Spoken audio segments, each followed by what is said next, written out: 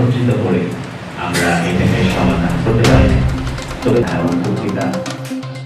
জামালপুরে তিস্তা নদী আমার অধিকার, সমস্যা ও প্রতিকার শীর্ষক এক সংবাদ সম্মেলন অনুষ্ঠিত হয়েছে।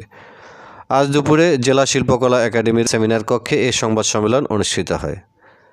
জেলা ছাত্রদলের সাবেক সভাপতি মাহবুর রহমান জিলানির সঞ্চালনায় সংবাদ সম্মেলনে বক্তব্য রাখেন নদী গবেষক ইঞ্জিনিয়ার এম হাফিজুর রহমান লিটন ও মোহাম্মদ খায়রুল আলম। এ সময় বক্তারা বলেন, বিগত সরকারের নতজানু পররাষ্ট্র নীতির কারণে তিস্তা চুক্তি সম্পাদন সম্ভব হয়নি। তিস্তা প্রকল্পে যখন চীন সরকার আগ্রহ দেখিয়েছে, তখন নিজেদের স্বার্থে ভারতও এগিয়ে এসেছে। এ প্রকল্পে চীনের সাথে মূল লক্ষ্য স্থির রেখে ভারতের সাথে সম্পর্ক এগিয়ে নেওয়ার জন্য মতামত ব্যক্ত করেন বক্তারা। ভারতকে উপেক্ষা করবো না, কিন্তু ভারতকে ইচ্ছা মতো আমাদের এই প্রকল্পে বাঁচবো না।